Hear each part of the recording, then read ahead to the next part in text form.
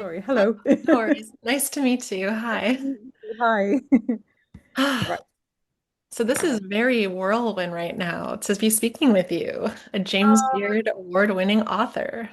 Oh, it feels very surreal. I don't know. It's kind of one of those things that when you get into food writing, everybody talks about being, the James Beard Awards as the Oscars of food writing. So I still can't quite believe it's happened. So, but obviously it's amazing and incredible. And I got to visit Chicago at last. So that Yes. Yeah, Chicago, the stats are interesting when it comes to the Balkan or the Slavic community. Chicago's named like Little Poland because there's also a very large Polish population. I think there are more Polish people in our state or in Chicago than the country or something really crazy like that. Wow. But a similar thing is with the Serbian community. There's a lot of Serbs in Illinois and Northwest Indiana. So you came to a very interesting spot to accept that award because it kind of is like, oh, I'm accepting this award for this culture. And this culture, a lot of people come here when they want to achieve the American dream. Oh, it's quite incredible, and I sort of almost wish we'd had more than 48 hours because I hear there's an incredible amount of like diaspora businesses Yes. and sort of areas and pockets of community. And I have this dream that at some point in the future, I'd be able to interview those generations that emigrated to ask them about their recipes. And because it's a to me as a historian, it's such an interesting snapshot in time. Yes. They would have emigrated at a particular point when things would have been made a particular way Hmm. that then changed in the kind of motherland, if you will. But they would have Yes. kept that way of making something. So Yeah. it's really fascinating. But Oh maybe yes, I think in my email to you I mentioned that I have a couple of these old cookbooks from churches locally. Like this is the yes. one my Amazing. mom has had forever, and then this Wow. one is from my mother's mother, and Oh one is wow. South Chicago and Maryville. I don't know if you ever want me to scan some things. I will absolutely. I try and keep an eye out on all these kind of secondhand. So over the years that I've been looking into this, I kind of keep an eye out on any historic books that come on, like Abe books and things like that. And I've tried to acquire as much as possible from even from organizations like this, and Mhm. church organizations in America and Australia. Oh, the key diaspora jurisdictions, as I think. Yes, yes, And so, but yes, please, anytime I will gladly. That would be an amazing thing to see. sure. Or next time I'm in Chicago, we'll meet up for Oh coffee. yeah, Serb fests are happening. Yes, So brilliant. So Okay, yeah, let me whenever you know. come, I would say July or August are optimal. You know, So I'll give hot. you some schedules. How would you identify yourself? Because being Balkan, even the term Balkan, I always grew up and I thought we were Slavic, but it seems that Balkan is the key word that everyone's kind of grasped onto. But inside of all that, it seems that we there's like there's almost like how in America or even in Europe too, because you guys are really big with your football. Sometimes to me it feels like with Balkan cuisine, there's still an element of separateness, like, oh, this is the Croatian way, or oh, this is the Bosnian way. How do you like to identify yourself? That's a very difficult question. Obviously, I was born in the region like you. So I was born in what is now North Macedonia in Skopje. But we left fairly early on. I left when I was 5 years old, Mhm. in the late 80s. As you know, I think my mum saw the gathering storm. Economically and politically, Yugoslavia was becoming difficult in the mid to late 80s. Yeah. I remember the food shortages. I remember my grandma having to leave the house at 2, 3 a.m. in the cities, maybe not so much in the countryside, but certainly in the cities, to go and queue for milk and things like that. And we Yeah. had power outages and all this stuff that you didn't really expect from a country like Hmm. Yugoslavia. And so we left, and I grew up largely in the Middle East. So we moved to Kuwait because of my mom's job. Hmm. Um, And but then the Gulf War happened. So we moved back to what was still Yugoslavia. And I remember going to school in second grade, and we had all the kind of history books, Yugoslavs, Tito's partisans, all of that, the usual stuff about Yugoslavia. And then separation happened, fragmentation happened, the wars began, and by the next year, most of the former republics were independent, and suddenly the history changed. So I very distinctly have this memory of kind of my identity being rewritten around me. So I was a Yugoslav born and raised, but I was also a Macedonian, and then suddenly I was a Macedonian, and and then I've been fast forward. I came to study in London in 2001. So actually now the UK, and I am now British. So the UK is a place where I've lived the longest, longer than in the Balkans. So my identity is complex. I don't think there's a simple answer. I'm Macedonian, I'm Balkan because my love of the region.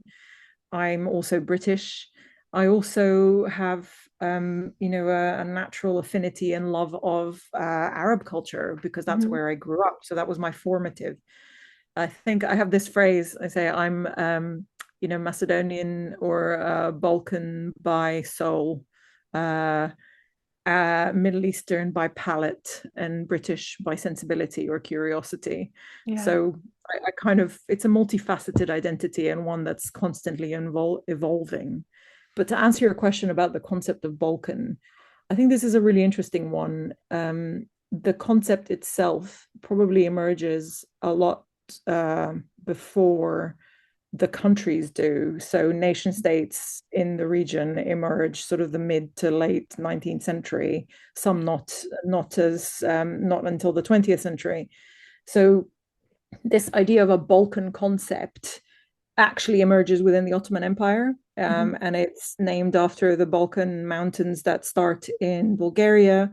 And it's based on a geographic misnomer or misunderstanding that these mountains continue uninterrupted all the way through the region, almost all the way along the Adriatic to Slovenia, which is, of Mhm. course, not true. There's several separate mountain ranges. Yeah. But Balkan has become this idea of kind of a definition of the Balkan region. Its Yeah. borders are very much subject to ongoing debate. I Yeah. don't think there's any agreement because a lot plays into it: historic, geographic, cultural, language, Yeah. religion. All of these things play into the idea of a Balkan concept, but broadly it correlates to the Balkan Peninsula. I would argue it goes from Istanbul all the way up Yeah. to Vienna, probably, and encompasses all the countries and regions in the in between, Mhm. um, simply because of the history and simply because of the geography. I see that there's a lot of sort of academic discussion around this idea of the Balkans and Balkanism in the same way there is about the Orient and Orientalism. In other Mhm. words, we're the other of Europe. So Balkan becomes synonymous with these negative connotations. We Yes. become the powder keg of Europe. We're the other of Europe. If you look back to the political discourse in the 1990s around fragmentation, Mhm.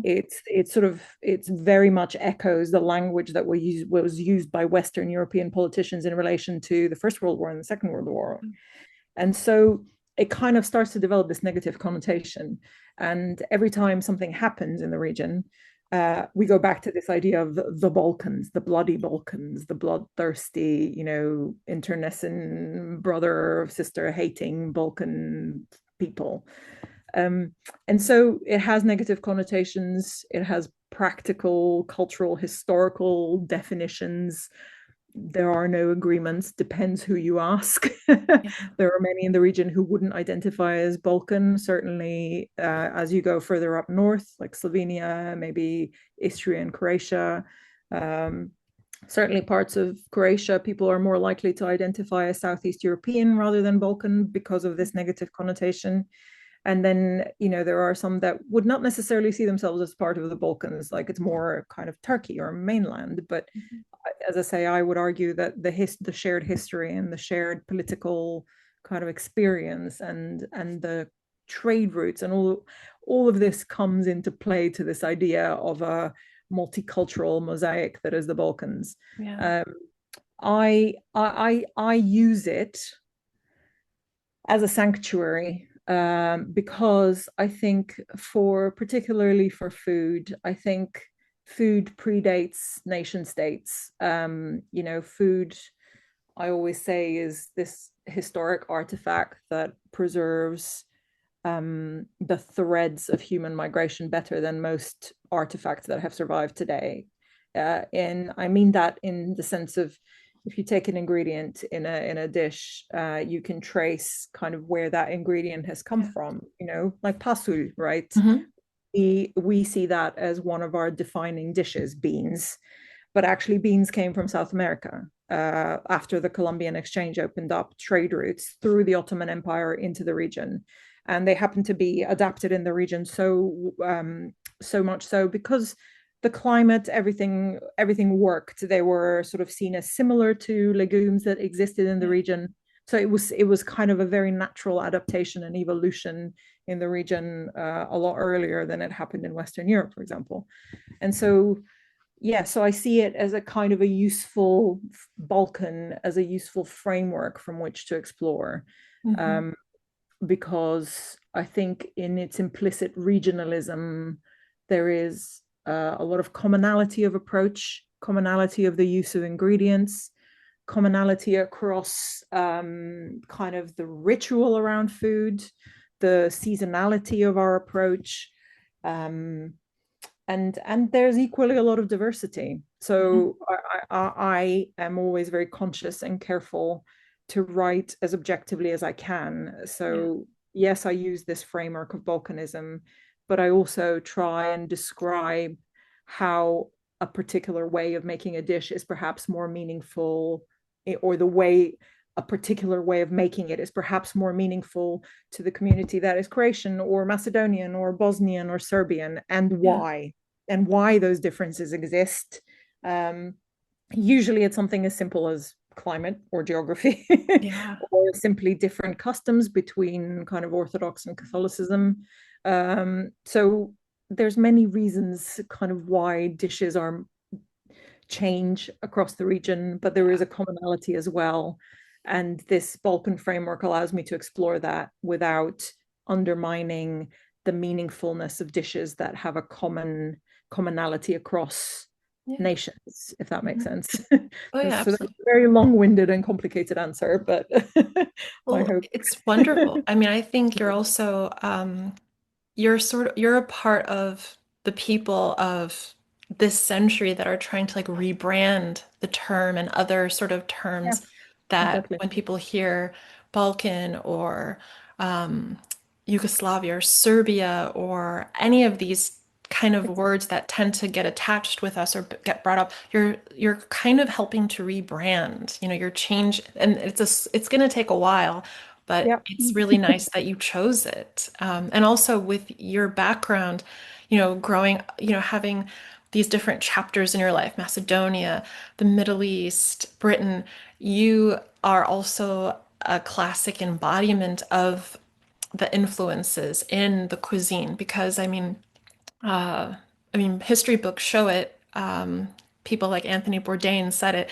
A lot of culture and food is influenced based on who conquered who, the changing populations, the migrations and immigrations, all the changes that were happening with people influence the food, trading influencing what ingredients became more a part of, availability. I mean, I even found out something interesting about how apparently archaeologists have found like ruins or something like that that would indicate that the Celtics also have roots where we are in former Yugoslavia.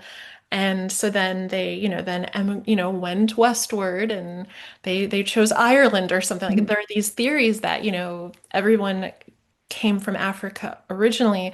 Well, at some point, the Irish, I guess, made a stop in the Balkans, and it could Yeah. explain, our mutual love of cabbage and potatoes, our high tolerance for alcohol, our love of dance, the Irish dance in America. Everyone is familiar with Irish dance, but I feel like of all the cultures in America, the Balkan or Slavic kolo dancing, that is like there's the same level of, oh yeah, that's a part of like a traditional Irish or a traditional Serbian family.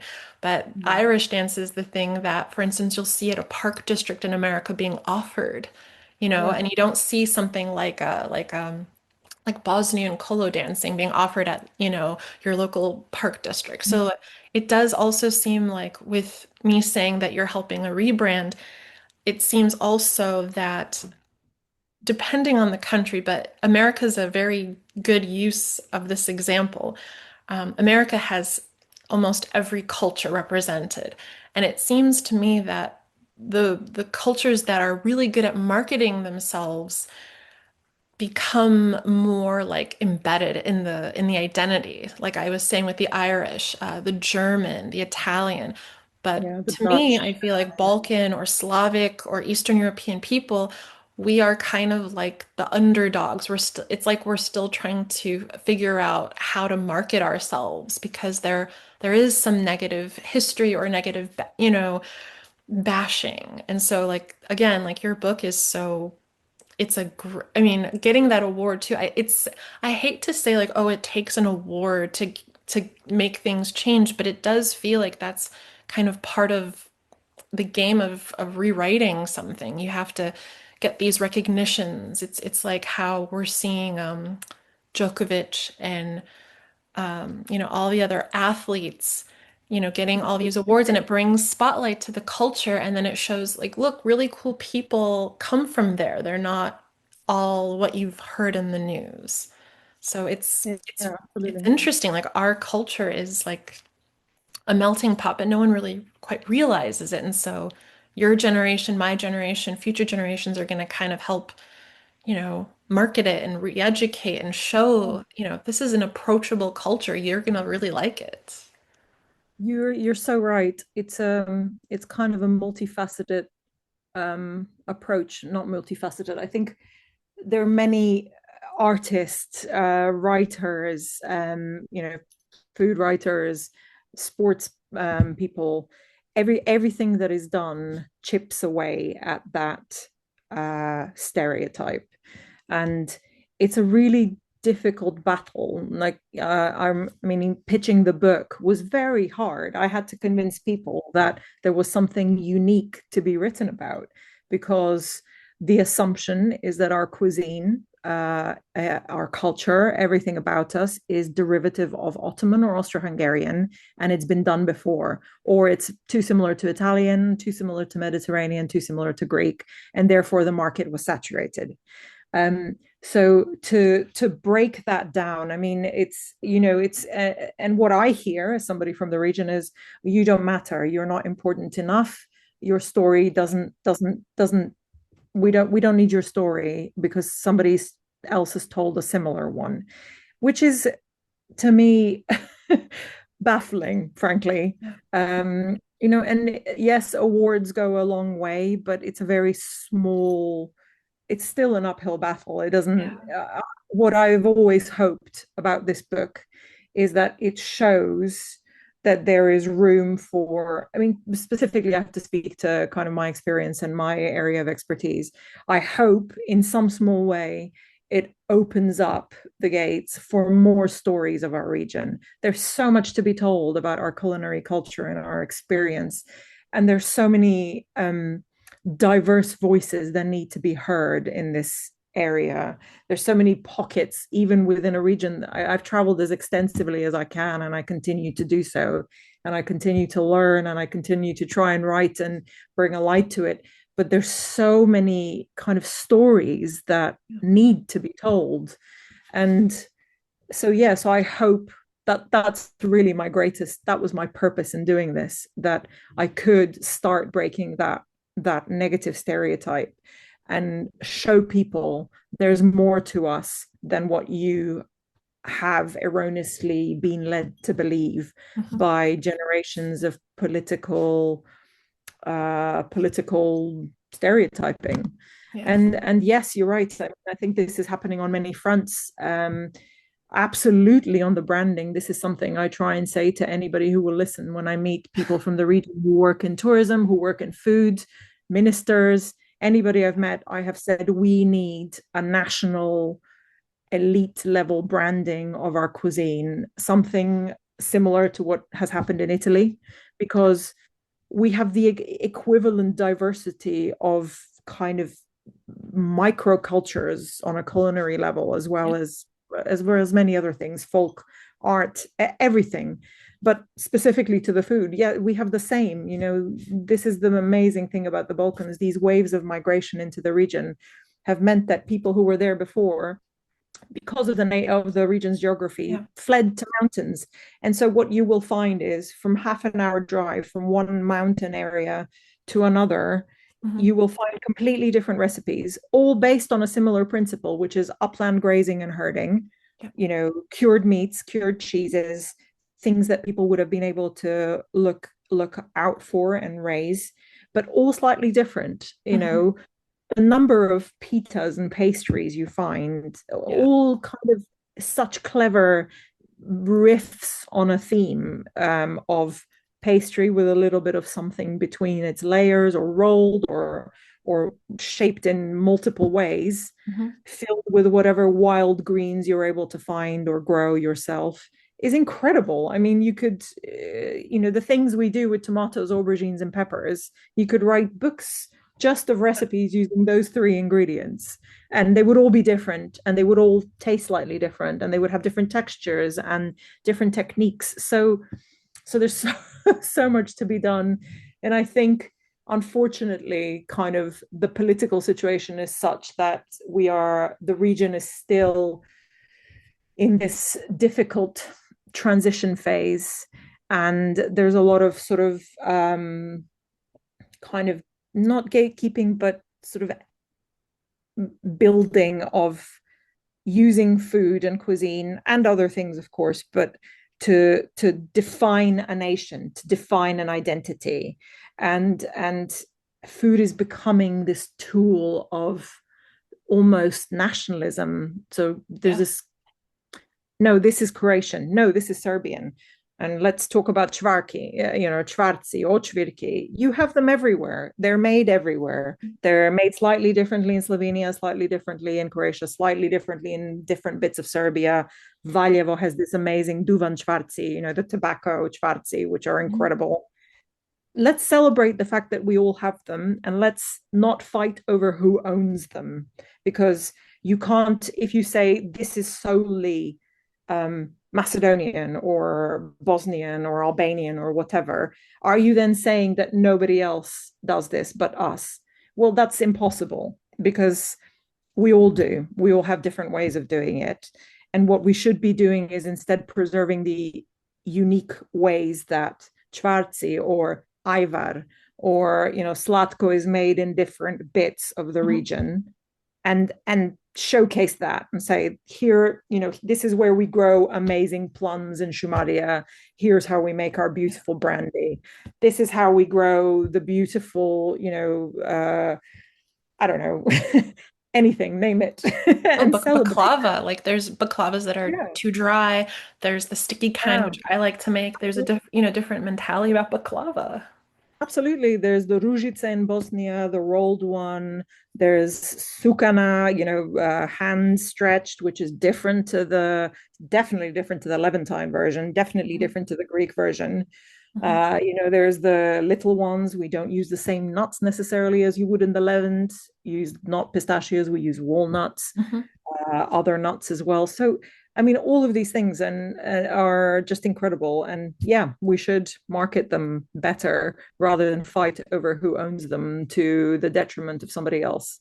And Yeah. hence, it goes back to my point about using Balkan as a nice kind of sanctuary, Mhm. because then we don't, it's too narrow-minded to fight at this national level. Yeah. It's much better if we all fight the same battle of recognizing this incredible cultural wealth that we have on the in terms of gastronomy, in terms of ingredients, in terms of techniques, all of it, and yeah, and products now. So I think there's a slow realization about this.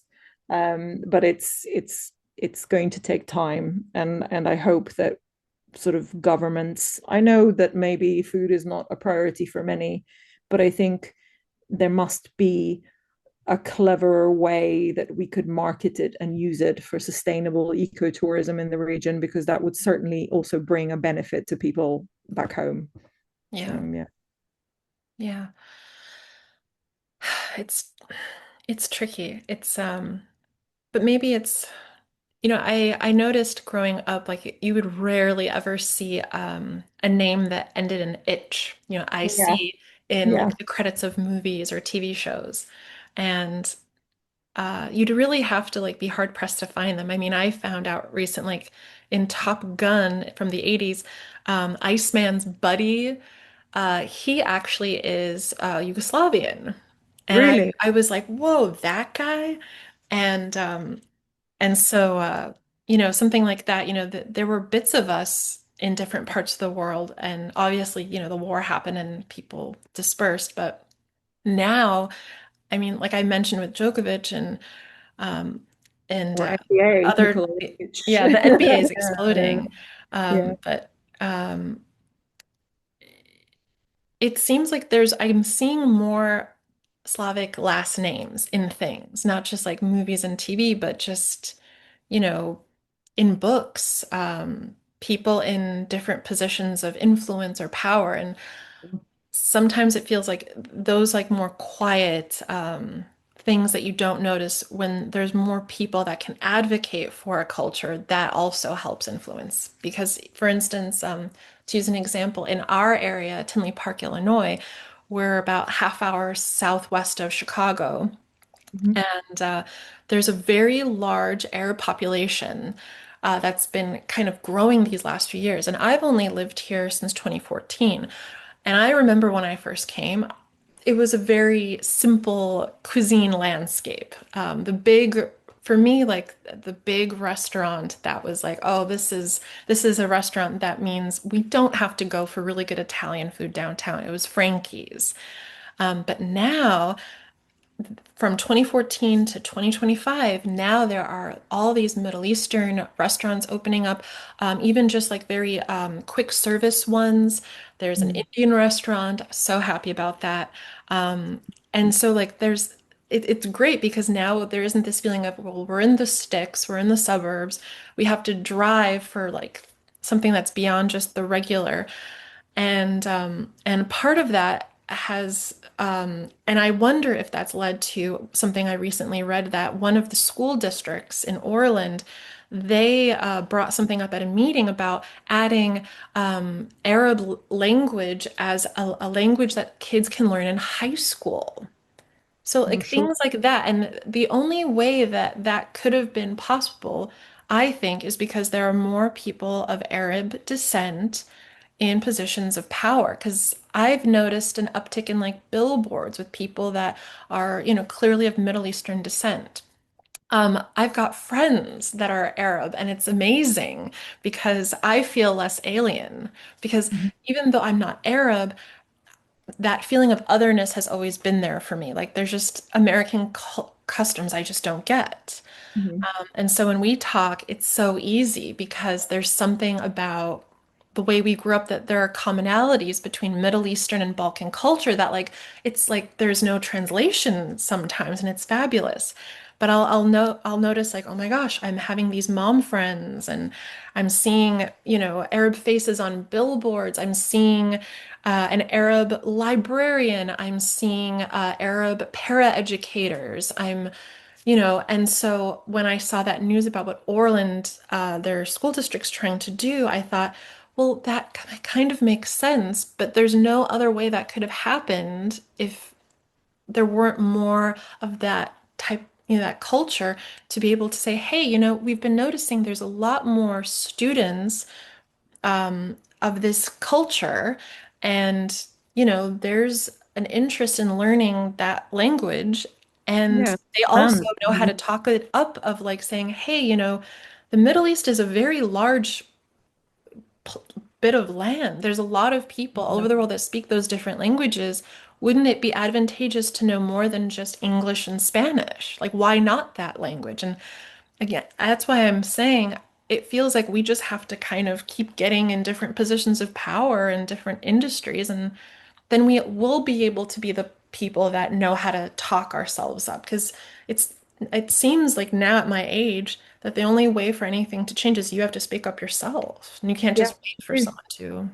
No, you absolutely do. There has to be a demand for it, and you do have to keep knocking on doors until something opens, and then you keep it open behind you for others that Yeah. follow. That is absolutely the way. And I'm, to be honest, I'm surprised there. It's really interesting. It ties back to what you said about sort of Irish culture and Arab culture and our similarities. So my husband is half Irish. Oh, cool. Uh, so, and if I was going to marry anyone who was non-Balkan, I think the Irish are the most Balkan people I could have married in Britain, simply because the mentality is very similar to ours. My reading into it has always been that Celts arrived to the Balkans in the 5th century BCE, but maybe now kind of it's the other way Mhm. around. Who knows? But it's always been known that there have been Celts in the region. Yeah. Um, and they significantly contributed to metalworking, like the development of metalworking and that kind of craft in the region. And then the Slavs arrived. So again, going back to your Wow. idea that we are all Slavs, actually, not necessarily. The Slavs displaced more than the Celts did, and possibly those who predated the Slavs went up in the mountains to Yeah. develop these microcultures. So there's all these arrivals. Why do I say that? Because I felt a similar affinity in, the Middle East as a term is equally as complex as in the Balkans, and many would argue has the same kind of overtone of empire, middle to Mhm. whom, middle, but using it as a sort of a simple term for reference purposes. When people often ask me how is that, like how is it going from the Balkans to the Middle East? And well, actually, very easy because um, there are so many similarities in the culture. There are so many similarities in the language as well, especially if you come from a part of the Balkans where the Ottomans stayed longer than, Yeah. which I do. See, Macedonia was under Ottoman dominion for 500 years, which meant that there's a lot of Turkish remnant words in the language, especially in the towns like Skopje. So we call them Turcizmi, like Turkish derivative, which are, of course, Arab words. Mhm. So there are dishes that are named like tufahiya in Bosnia. Tufaha is apple in Arabic. So actually going the other way, what that really opened, I suppose that really opened and influenced my way of thinking about food and dishes and how these ancient threads tie us, now maybe almost invisible, but you just have to unravel them. It's very easy going the other way because guess what? In the Middle East, we make sarma as well from pine leaves. Yes. And we make, okay, in the Balkans, we ferment our sour cabbage because the winters are harsher. So it needs to keep better. And we use that idea of like fermentation differently to the way that it would be used in a much hotter climate. Mhm. But tomatoes, moussaka, slow cooking, pastry, pickling, all these things, probably came into the Balkans via the Ottomans, but they also went the other way because of the Ottoman practice of devshirme, of children's tax. So, Yeah. children who would have been taken from Christian families to be raised in Istanbul, who then came back to the region in kind of capacities as begs or as sort of local dignitaries to re-influence back. And for burek, the Bosnian style Mhm. burek, um, Yes. you know, bearing in mind there's several ways of doing it, but Yeah. in Sarajevo, Sarajevski burek or Bosnian style burek is still known as Bosnian burek in Istanbul. Mhm. So it means that food went both ways and influences go both ways. And there's a natural affinity Yeah. because that's human migration, and you find these connections as you open it up. Years ago, I used to play the flute quite seriously. Stop it. I played the flute. in junior high, high Right. school, symphonic band. That's crazy. Amazing. So I was in a band in Kuwait, and Yes. as a treat, an Irish instrumental band called Fluke, which Yeah. has flute in it, came to Kuwait to play at what is known in Kuwait as Dar al Athara Islamia, like the Islamic Cultural Center, Yes. which kind of showcases culture from around the world, not just Islamic culture. And they played a piece of music which had a 7/8 beat, the 1 2 3 1 2 1 2 1 2 3 1, which is for me like the Macedonian kind of heartbeat in Yeah. music terms. And I had to go up and hang on, is this an Irish rhythm? He said, no, this is a rhythm that we found traveling to Macedonia, but it was very similar to an Irish rhythm. And Yeah. they'd incorporated it with the kind of all the with the fiddle and all of these things. Mhm. And if you heard the music, it sounded like they were cousins, Yeah. The rhythms had slightly diverged, but there was an kind of an intrinsic affinity there. And music does that. Textiles do that. People do that in their genetics. Our food absolutely does that, Hmm. and holds that kind of migrate lines of migration in it. And yeah, so it's incredible. I often talk about it with my father-in-law, Yeah. in terms of just simple mentality and how kind of families approach everything in Ireland versus how families Yeah. approach everything in the Balkans. And it's very much exactly the same thing. Everybody's in everybody's business. Everybody knows everything. Everybody comes around uninvited, and there's always food. Yeah. So, and yeah, it's amazing. I think it's beautiful and amazing, and unraveling all of these beautiful connections around the world in the music, in the food, in literature, in all of it is just fascinating to me. So yeah.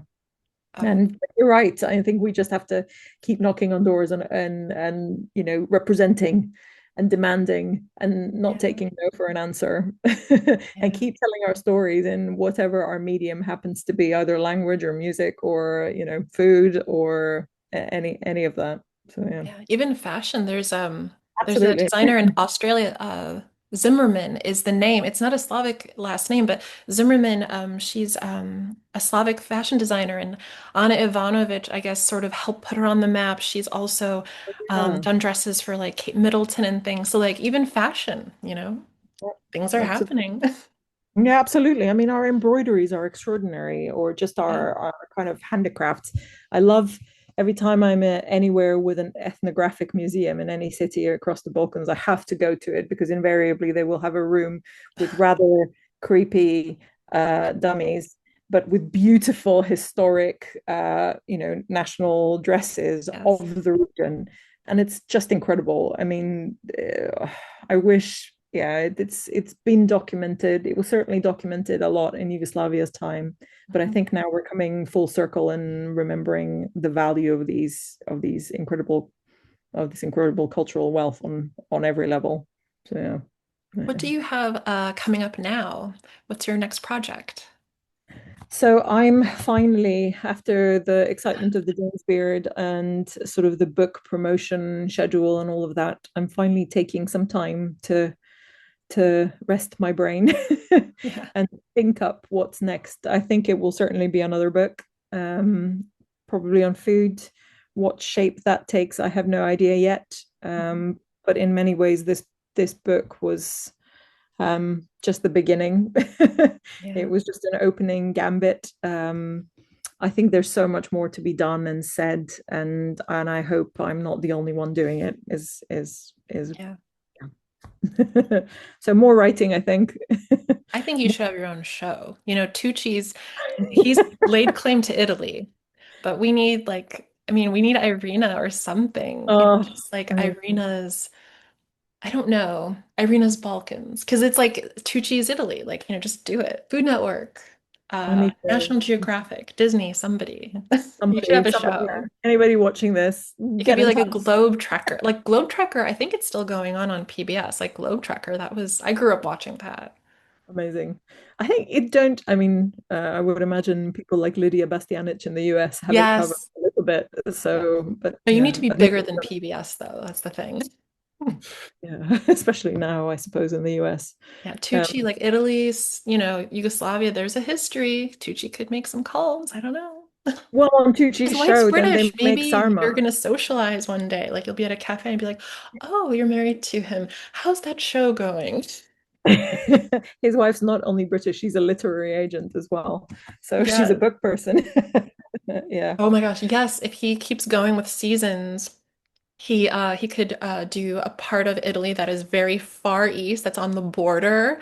It's true. Yeah. And, Yeah. it could be an episode about the border. Like, on the flip side is, the former Yugoslavia and like, oh, that culture there, like what, because I mean, I watched obviously this season that just happened and he showed like these examples of, well, because this part of Italy is very close to Germany and Switzerland, it's gonna make you think, wait a minute, am I really still in Italy? He could do Mm. something that's very far east, that's on the border with the Balkans and have a conversation. You're the guest. You're like, you're the resident expert. Or not resident because you don't live there, but you would be like a perfect person to be the travel buddy, like, oh yeah, Tucci, let me tell you about that. Let me tell you all about Balkan cuisine and how Yes. amazing it is. So And then of course do basically, shots of my, rakia, of course. my mission is to become friends with Stanley Tucci. Yes, Right. Okay. How do I make this happen? I know. Well, I will. whatever you do next, I wish you all the best and I will follow, I will buy whatever it is. And if I do Oh, run thank into you very much. Tucci anywhere in Chicago, I will Please definitely let him say, you know. need to Yeah, speak with this wonderful woman, and she happens to live in Britain. Here's her email. exactly. Not far from where you live. Exactly. I have no idea. I'm just wishing. Yeah, I think he's in West London. So Yeah. yeah.